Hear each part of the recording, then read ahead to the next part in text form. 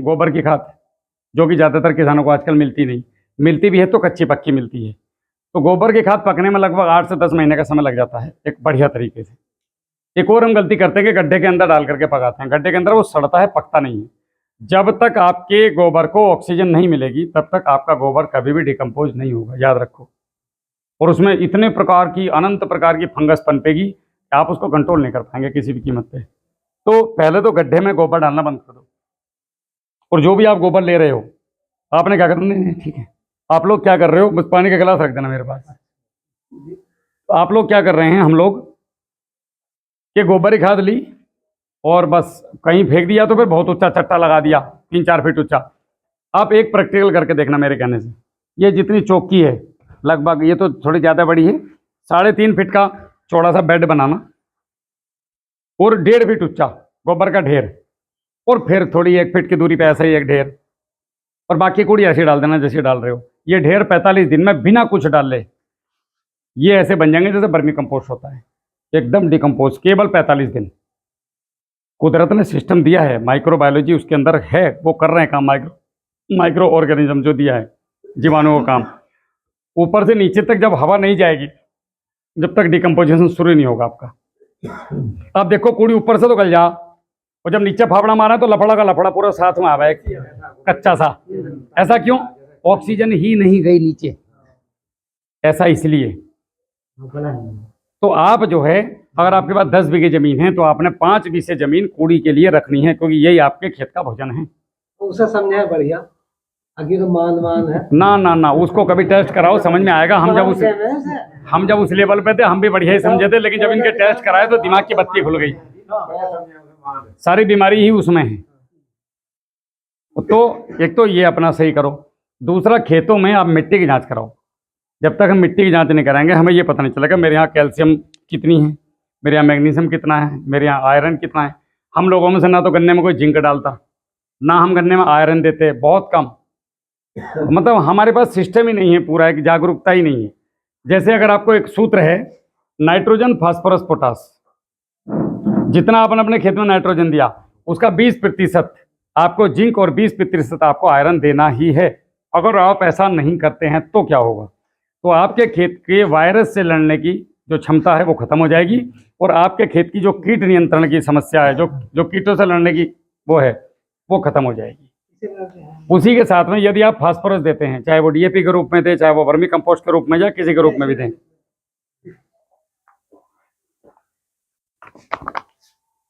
तो आपने क्या करना है, उसका 20% मैग्नीशियम देना है आपको। तो सल्फेट के रूप में दो, या फिर आंकड़े के पत्तों को ड्रम में डाल लो, 40 किलो 5 किलो गुड़ डाल दो, 90 दिन छोड़ दो, इसके रूप में दो। इसके अंदर भी मैग्नीशियम और बोरान बहुत ज़्यादा है, हमें पता ही ना, हमें इतना पता था धामपुर मिला है। भैया वो ला कर रख देना, इसकी जरूरत पड़ेगी। तो ये जो है 20% आपको मैग्नीशियम अगर आपने नहीं दिया तो आपका जो डीएपी है, फास्फोरस है, वो अच्छे से काम नहीं करेगा। उसी के साथ में आपका आता है आप कैल्शियम। तो कैल्शियम में अगर आपने, जो कैल्शियम है, कैल्शियम के साथ में अगर आपने 20%, सॉरी पोटास के साथ में अगर आपने 20% कैल्शियम नहीं दिया, चाहे वो चूने के रूप में दो, चाहे वो मरे हुए जानवरों की हड्डियों को पानी में डाल दो, उसमें अपना ट्राइकोडर्मा वाले घोल में डाल दो, 1-2-4 महीने छोड़ दो इसमें, या डिकम्पोजर में डाल दो और उसको बना के डालो। और चाहे आप किसी भी स्रोत से दो, कुल मिला करके आपको 20% कैल्शियम देना है। तो आपके खेत में कभी मैच्योरिटी नहीं आएगी। जैसे कहते हैं ना कि यार आदमी इतना बड़ा हो गया, कैसे बाल को वाली बात कर रहा, तुझे समझ ना आने की, बुढ़ा हो गया तू, बोलते ना गाँव में। मैच्योरिटी नहीं है उसके अंदर, मतलब क्या कमी है? कैल्शियम की कमी है। कैल्शियम ठीक ठाक रही होती बचपन से तो मैच्योर वाली बात करता। उसी प्रकार से जितना आपने कैल्शियम दिया है और जितना आपने मैग्नीशियम दिया है, इन दोनों को जोड़ लो, इसका 50%। अगर आपने सल्फर नहीं दिया, अब वो सल्फर चाहे आप गंधक के रूप में दो, वो चाहे आप सल्फर WDG के रूप में दो, अगर वो नहीं दिया तो आपके खेत में चमक, शाइनिंग, क्वालिटी, फंगस, ये कभी कंट्रोल नहीं हो सकते, कुछ भी कर लेना। क्लियर है? अब जितना आपने सल्फर दिया है उसका 50% अगर आपने ह्यूमिक नहीं दिया, ह्यूमिक चाहे तो आप उपलों के पानी से दो, चाहे चावल के मांड से दो, चाहे आप गुड़ के द्वारा दो, अगर ह्यूमिक नहीं दिया चाहे आप बाजार से लाकर ह्यूमिक एसिड के रूप में दो, अगर आपने उसका 50% ह्यूमिक नहीं दिया तो आपका ये किसी काम का नहीं, जो ऊपर वाली थी लड़ी, खत्म कहानी। तो आपने ट्रैक्टर बना, मैं चाहता टायर निकाल कर रह जाऊंगा इसका, तुम कल चला लो ट्रैक्टर, कहाँ चलाओगे। तो पूरे एक सूत्र बना हुआ है खेती में कितना कितना किसके प्रतिशत देना। इसमें हमने दसियों लाख रुपए का घाटा खाया है इन चीज़ों को सीखने में। मैंने आज तक कोई कोर्स नहीं किया, मैंने आज तक कोई ट्रेनिंग नहीं ली कहीं, ना मैं आज तक किसी प्रशिक्षण केंद्र में गया सीखने के लिए। मैंने जिंदगी में खुद को बर्बाद करा मेरे खेतों में, खुद घिसा हूं तबीयत के साथ, और घिसने के बाद तब आप लोगों के सामने आया हूं, अब बिना कॉपी किताब के बिंदास, जो है मेरे अंदर भरा पड़ा है 11-12 साल का, जो मेरे खेतों में अच्छा लगा वो आप लोगों को बताना है। ना तो मुझे आपसे वोट चाहिए, ना मुझे आपको कोई सामान बेचना है, ना मुझे आपसे कोई राजनीति करवानी है, ना मुझे मेरा कोई मंच है, ना मुझे आपसे कोई चंदा चाहिए। आया हूँ अपना तेल फूक के आया हूँ, पानी पी रहा बस आपका, और वापस गाड़ी लेकर नमस्ते करके चला जाऊंगा। अब तुम सोचना ये आदमी था कौन, आया क्यों था, वो तुम्हारा काम है मेरे ऊपर गणित लगाना, दिमाग लगाना, चाहे जितना लगाते रहना। मैं तो बहती नदी की तरह हूँ, पानी है पी लो, नहीं पीना तो अपने घर बैठो। आप लोगों ने समझना है मैं क्या समझाने की कोशिश कर रहा हूँ। अब इसका आधा potassium fulvate, EC electric conductivity, जमीन के अंदर दो कणों के बीच में विद्युत चालकता को बोलते हैं ईसी इलेक्ट्रिक कंडक्टिविटी। इसका काम क्या है, जमीन के अंदर फैले हुए दूर दूर तक हमारे जितने भी भोजन के अंश हैं उनको इलेक्ट्रिक कंडक्टिविटी के माध्यम से ला करके जीवाणुओं को देना, और जीवाणुओं का काम है पौधे को देना। ये बहुत जरूरी है। अब इसका कोई विकल्प बहुत जल्दी तो है नहीं, लेकिन कुल मिलाकर ये गाय के सूखे उपले में पाया जाता है। तो या तो आप बाजार से ला के 150 ग्राम डाल दो 140 रुपए का, या फिर आप 10 उपले पानी के ड्रम में भिगो दो, उसमें 1 किलो गुड़ डाल दो, रुपए लगभग उतने पड़ जाए जी। देसी जुगाड़ में भी, देसी भी जुगाड़ फ्री थोड़ी बनाए, गुड़ 40 रुपए किलो मिलता है, और 250 ग्राम सिंधा नमक डाल दो इसमें, 1 हफ्ता छोड़ दो, उसके बाद इसे 1 एकड़ खेत में छोड़ दो नीचे से, तो ये आपकी पूर्ति कर देगा फुल वीक की और हुमिक की। अब ये खाद देने का सूत्र है। आप में से कितने लोग इस तरीके से खाद देते हैं हर फसल में, चाहे बरसीन चरी क्यों ना हो। आप लोग सोचते हो चरी को कौन खाद दे रहा, भैया जो जमीन में होगा वही चरी में आएगा, और वही तुम्हारी भैंस के दूध में जाएगा, और वही तुम्हारे पेट में जाएगा। अब सारे कीड़े तो तुम्हारे कोरोजन के क्या क्या स्प्रे मारे हुए कि सोच रहे इस पर चरी पे बैठे हैं, फिर छोटे छोटे कीड़े भैंस के गाय के मुंह में जा रहे हैं, फिर कह रहे हमारी गाय भैंस आप बनना हो रही, आप बन कहाँ से होगी जब बवाल खा रही हो। तो हमें एक पूरे चक्र को समझना, ये तो हो गया खाद देने का सूत्र। अब बात आती है कि साहब अब तक हमने खाद दे दिया, अब हम अपनी जमीन कैसे सुधारें। तो सबसे पहले धामपुर नेटोर ब्लॉक, आपका कोई सा भी ब्लॉक हो, उस ब्लॉक में जाओ, वहाँ पे एक एग्रीकल्चर की दुकान होती है सरकारी, उसमें जा करके उनको बोलो कि मुझे जिप्सम चाहिए। जैसे आपके पास 40 बीघे ज़मीन है और आपको अभी 20 बीघे ज़मीन में अक्टूबर में गन्ना बोना, तो आपको 20 बीघे ज़मीन के लिए लगभग जो है 20 कुंटल जिप्सम चाहिए। 200-250 रुपये कुंटल आता है, तो कोई बहुत बड़ी महंगी चीज़ नहीं है। जिप्सम क्या करेगा, आपकी ज़मीन जहाँ तक खराब हो गई इससे आगे खराब नहीं होने देगा, भूमि सुधारक का काम करता है। ये काम सरकारी दुकान का है। अगर नहीं मिलता तो बिजनौर का जिम्मेदार तो मैं हूँ, मैं जाकर डीएम साहब से बात करूँगा और रिक्वेस्ट करूँगा कि आपको दिलाया जाए। मैं जाकर के डीडी साहब को बताऊँगा, मैं जाकर कृषि अधिकारी साहब को बताऊँगा। ये तो मेरा जिला यार, यहाँ का तो हम बासिंदे रहने वाले हैं, मैं कोर कमेटी का मेंबर भी हूँ एग्रीकल्चर की। तो मेरा काम है उनको जाके बताना कि साहब धामपुर ब्लॉक में इस गांव में इन लोगों को जिप्सम नहीं मिला, आप हमें जवाब दो, मंगवा के दो, आपकी जिम्मेदारी है। 5 कुंटल पर बीघा वो एकड़। आप इसको 10 भी डाल लो, ये मिट्टी है एक तरीके की, इसका कुछ वो दिक्कत वाली बात नहीं है। हाँ जी, कोई सा भी हो, चाहे धामपुर नूरपुर ब्लॉक, कहीं दुनिया का कोई सा भी हो, हिंदुस्तान के नक्शे में होने चाहिए। आप नक्शे से आउट हो तो फिर मेरी जिम्मेदारी नहीं है। अगर इंडिया में रहते हो, भारत में रहते हो, तो फिर जिम्मेदारी पूरी है। बिजनौर की तो स्पेशली यही है, क्योंकि यहाँ के तो मैं कोर कमेटी का मेंबर हूँ, हम जाके पूछ सकते हैं इतने किसान। दूसरा, मिट्टी की जांच आप लोग अवश्य करो। अगर आपके यहाँ पे मिट्टी की जांच नहीं है, सरकारी मिट्टी की जांच नहीं है अगर आपके यहाँ पे, तो आप लोग एक पेपर लिखो और सीधे लिख करके और जिला कृषि अधिकारी के पास जाओ कि हम इतने किसानों को मिट्टी की जांच करवानी है, कृपया मिट्टी की जांच की व्यवस्था करें। और आपकी मिट्टी की जांच प्राइवेट लैब से मैच नहीं हुई तो या तो प्राइवेट लैब का लाइसेंस कैंसिल होगा, या आपकी लैब को जवाब देना पड़ेगा, या आदमी सस्पेंड होगा जो लैब जांच कर रहा है। हमारे साथ खिलवाड़ नहीं चलेगा किसानों के साथ, समझ में आएगी नहीं? जागोगे नहीं तो मर जाओगे, बता रहा हूँ मैं तुम्हें। किसी का भी कार्ड नहीं पूरा होने का तुम में से, और बच्चों को और बंजर जमीनें दे के जाओगे। तो 2 चीज़ें, एक जिप्सम और एक मिट्टी की जांच, ये तो हो गई सरकार के हाथ में। अब हमारे हाथ में क्या है? हमारे हाथ में है जिप्सम को ला के खेत में डालना, पोषक तत्वों की पूर्ति करनी। जैसे खेत के तैये में हम चूना डालें, सेंधा नमक डालें, नीला थोथा डालें, और ये कल्चर अपने। प्रकृति ने बीमारियों से बचने के लिए हमारी ज़मीन में सब कुछ दिया था सिस्टम, हमें ट्राइकोडर्मा भी हमारी ज़मीन में है, बिवेरिया बेसियाना भी हमारी ज़मीन में है, मेटरिज्म एनिसोप्ले, वर्टिसिलम लकानी, पैसिलोमाइसिस, बेसिलस थोरेंजिसिस, बेसिलस सब्टिलिस, ट्राइकोडर्मा हर्जिनियम, विरिडी, ये सब सारे के सारे पदार्थ जो है वो हमारी ज़मीनों में हैं पड़े हुए। कभी भी ना बटन वो वॉल्यूम वाला बटन दबा दो तो मामा चो वो जाओ। तो ये सारे के सारे हमारी ज़मीनों में कुदरत ने दिए हैं। दूसरा, हमारे पौधे को आप तो यूरिया के रूप में यूरिया नाइट्रोजन देते हो, डीएपी के रूप में देते हो, सल्फर के रूप में WDG या बेंजोनाइट वुड ला के डाल दिया, लेकिन उसको देने वाले जीवाणु कुदरत ने ज़मीन में दे रखे हैं पहले से, जब से धरती बनी है और जब तक धरती रहेगी वो रहेंगे। लेकिन हमारे रसायन डालने से, हमारी बदतमीजियों से वो जीवाणु वो जगह को, कक्षाओं को, जड़ों की छोड़ गए। जैसे ही वातावरण उनके आने योग्य होगा वो वापस आ जाएंगे और अपना काम चालू करेंगे। वातावरण कैसे होगा?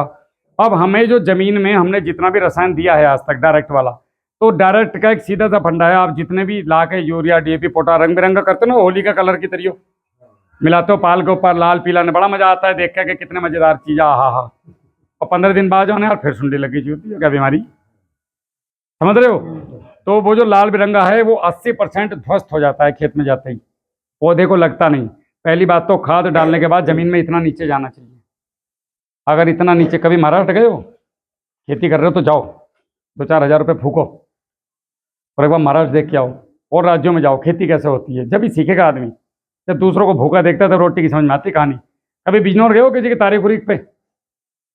गए तो होंगे जमानत उमानत कराने किसी के। वहाँ देखा कैसे कुत्ता बना है पूरे दिन, वहाँ रोटी की औकात पता चल जा। छोले भटूरे भी स्वर्ग लगे, कारण घर की रोटी बुरी लग रही थी। वहाँ वो आना मैं नहाने का तारीख पे चलता, बड़ी बुरी हालत है, रोटी नहीं मिलती है। एक दिन भूख करा लो, मुँह पील पिला जा, शाम को ऐसा लगा तो पिटका आया, तो रोटी कीमत वहाँ पता लगती है। तो ऐसे ही हमारी जगह, हम कौन से स्वर्ग में बैठे हैं इसकी वैल्यू तब पता लगे जब यहाँ से 500 किलोमीटर इधर उधर भागोगे, और जब देखोगे यार तो कुछ भी ना, झंड पड़ा मामला, और वहाँ लोग खेती कर रहे हैं, तब बत्ती खुलती है कि यार यो इस बंजर में कमा सकता है तो मेरी तो इससे ज़्यादा स्वर्ग है। तब आपके अंदर ऐसा करंट आवेगा कि मोहल्ले वाला आपको पागल कहेंगे, आपको हट में तुम्हें बताऊंगा, रुक जाओ अभी, क्योंकि तुम आंखों से देख ही आए गूदड़ों में लाल खेल रहे हैं वहाँ, और तुम्हारे लाल गूदड़ों में जा रहे हैं। उल्टा हो रहा है हमारे यहाँ। तो ये जो हमारी ज़मीन में जीवाणु दिए कुदरत ने, हमने इन्हें रासायनिक डाल डाल के भगा दिए। रसायन ने 80% रसायन फिक्स होता है ज़मीन में। मतलब ना तो अगर आपने 10 किलो खाद डाल ली ना, तो दिमाग में डाल लेना ये बात, 8 किलो ना तो तुम्हारी, ना ज़मीन की, ना पेड़ की, वो गई कहाँ? वो ज़मीन में फिक्स होकर पड़ गई। फिक्स का मतलब समझते हैं कि जैसे आपने कोई अकाउंट खोला था और आप उसकी किताब भी भूल गए, नंबर भी भूल गए, सिग्नेचर भी भूल गए, तो बैंक वाला कह रहा पैसे तो हैं तेरे, लेकिन भैया ये चीज़ लिया बे है ही ना, तो पैसे नहीं मिलने के, अब तुम्हारा पैसा तुम ही चक्कर काट रहे हैं। तो वो जो खाद पड़ा है ज़मीनों में, कब से डाल रहे हैं हम, हमारे बाल सफ़ेद हो गए बालक थे तब से हमारे घर वाले फेंक रहे हैं, तो वो यूरिया, डीएपी, पोटा, क्या क्या बवाल ज़मीनों में पड़े हुए हैं। उन बवालों ने ज़मीन को ख़राब कर दिया। अब इन बवालों को ठीक करने के लिए क्या तरीके हैं? एक तो जिप्सम, दूसरा गोबर की खाद, कम से कम 5 कुंटल वर्मी कंपोस्ट 1 एकड़ में, या आपका बायोमास मतलब ढेंचा, आपके ये हरी खाद, ये, और आपकी गन्ने की पत्तियाँ, गन्ने की ये अपनी पुराल, अपना खेत का बायोमास, डीकम्पोजर, और ये जीवाणु कल्चर। अगर ये नहीं चलाए तो तुम खेती नहीं कर पाओगे। मैं तो जिंदा यहीं रहूँगा। मेरी वीडियो फिर 5 साल बाद मेरी वीडियो देख के पछताओगे कि हमारे गांव में आकर राहुल समझा के गया था। अबे यार भैया, हमें बेवकूफ़ थे, समझे नहीं। तो ये करते कैसे हैं काम, वो भी मैं आपको समझा देता हूँ। जो ट्राइकोडर्मा हर्जिनियम और ट्राइकोडर्मा विरिडी है, ये आपकी ज़मीन से समस्त प्रकार की फंगस को ख़त्म करने की ताकत रखता है बिना किसी दुकान पे गए। ठीक है? जो आपका सूडोमोनास है और बेसिलस सब्टिलिस है, ये दोनों ग्रोथ प्रमोटर भी हैं, ये दोनों एंटीबायोटिक भी हैं, और ये दोनों फंगस का भी काम करते हैं। तो ये 4 मिलकर के धज्जियाँ उड़ाते हैं, नीचे की और ऊपर की सब मिला करके, फंगस के काल हैं और वायरस के। अब आता है एक पैसिलोमाइसिस, मतलब हमारी ज़मीन में हमने खाद भी दे दिया, पानी भी ठीक ठाक दे रहे हैं, सारे पोषक तत्व पूरे कर रहे हैं, फसल फिर भी नहीं भाग रही। अब हम क्या करें? तो समझिए आपकी जड़ों को जब उखाड़ेंगे तो बीच में गांठें निकलेंगी मोटी मोटी। उन गांठों में कीड़ा है, जैसा हमारे पेट में जून हो जाते बचपन में, और हमें फिर वो डीवार्मिंग की गोली दी जाती थी, तो हमारे पेट के जून ठीक हो जाते हैं, बालक पनप ही ना था, ऐसी फसल नहीं पनपती। तो उसको दूर कौन करता है? पैसिलोमाइसिस। अगर पैसिलोमाइसिस नहीं डालोगे तो इतनी लंबी एक बोतल आवे 7,500 रुपये की, मैं नाम नहीं लेता अपनी वीडियो में किसी का, 7,500 रुपये की, या तो वो ले आओ, और वो 20 दिन बाद फिर जरूरत पड़ेगी। या यो यो यो कुदरत वाला फंडा अपना लो, पैसिलोमाइसिस नाम का जो बैक्टीरिया है, ये फंगस है, खेत में छोड़ दो, गुड़ के साथ तुम्हारा काम खत्म, घर बैठो मौज लो अपना। अभी जो दवाई वाले भी इस तरह करने जाएंगे 3 बजे तो भाई लेक्चर दे रही, आप मौज ले, मैं तो जाते ना खेत में कभी, महीने में 1 आध बार जाऊं, मुझे पता मेरे में बीमारी ना आने की। तो ये तो होगा ये। एक आता है आपका वर्टिसिलियम लकानी, जितने प्रकार का अंडे, प्यूपा, लार्वा जमीन में है, ये उसका काल है। इसके बाद एक आता है बिवेरिया बेसियाना, जितने भी रस चूसने वाले हैं, पत्ता जंग जैसा हो जा, देखा होगा, अचानक से ऊपर से सूखना चालू हो जा, और रस चूसने वाले कीड़े थोड़े थोड़े बारीक बारीक हाथ पर झाड़ोगे ऐसे करके तो बड़े बारीक बारीक आएंगे, कीड़ी से भी आधे फिर रस चूसते हैं, इसका क्लोरोफिल को चूसते हैं पत्ते का, उनका काल है वो, छोटा बड़ा जैसा भी रस चूसने वाला हो। इसके बाद एक आता है मेटारिजियम एनिसोप्ले, टिड्डी आ गई किसी के दूसरे खेत से उड़ के, कोई तितली आ गई, कोई टोबर की पहली पीढ़ी आ गई, अब कहाँ से आ गई, सोच रहा जमीन में तो पड़ी, तो जमीन में जितने अंडे उनको खा जाएगा सालों को सबको। जो अंडे से निकल के बच गए, सुंडी बने, उन्हें खाने के लिए रख दी हमने। जो सुंडी से लार्व ऐसे बन गए, उन्हें खाने के लिए हमारे पास है।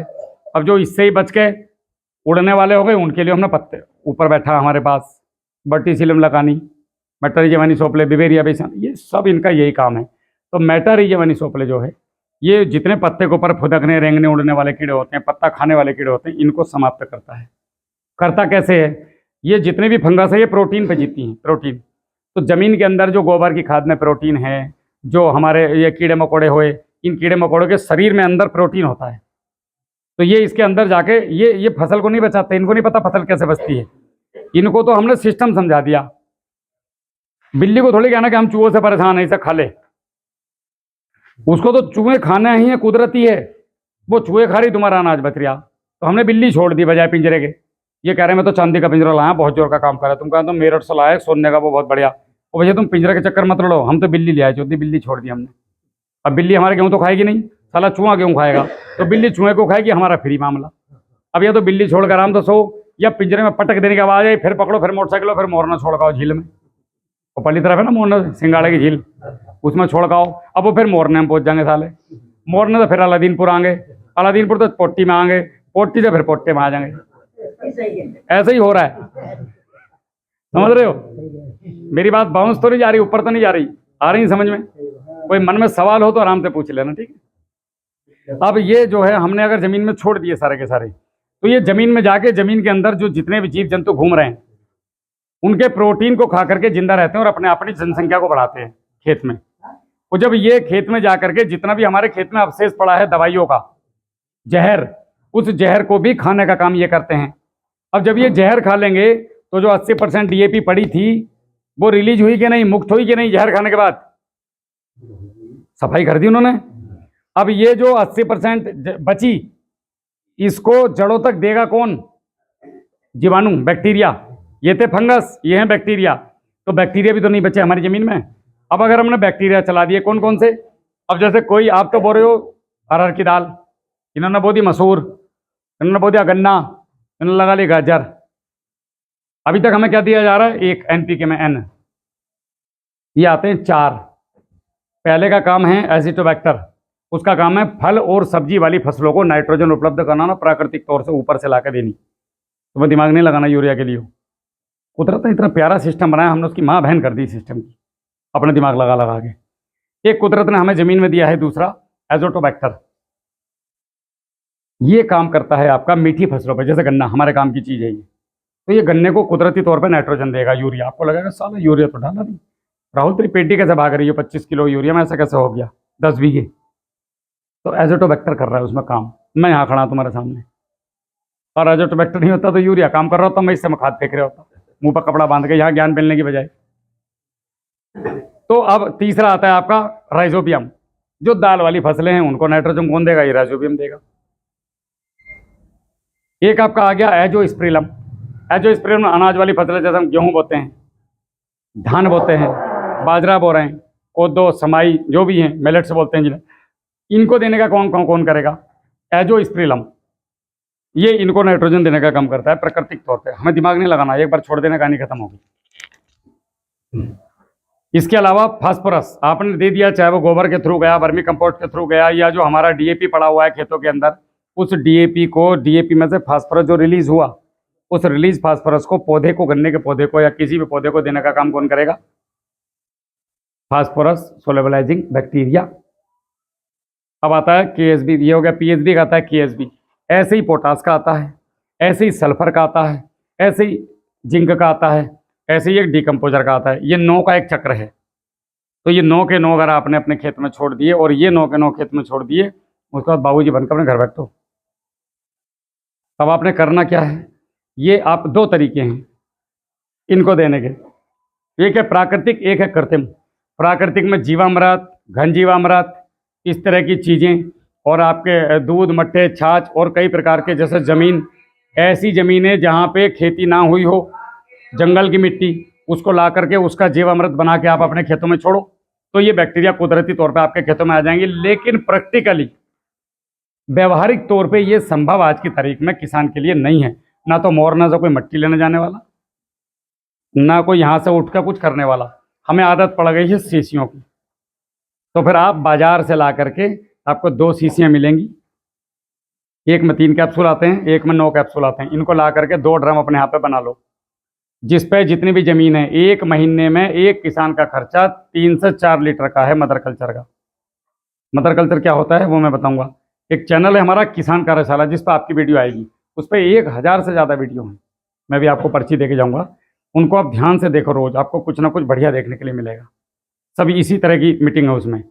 तो ये आपने जब बना लिया, तो ये 3 वाला जो 9 फंगस थी, ये यहाँ पे 500 लीटर बना लिया। इसके पास में एक 500 लीटर और दूसरा वाला बना लिया।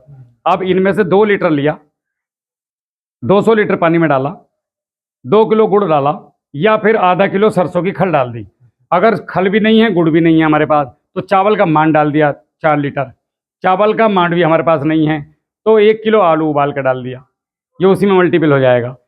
10 दिन के बाद इन दोनों ड्रमों को जमीन से खेत में 1 एकड़ में छोड़ दो, या इसको 200 लीटर छोड़ दो। ये जो 3 वाला है, इसका नाम है भूप्रहरी।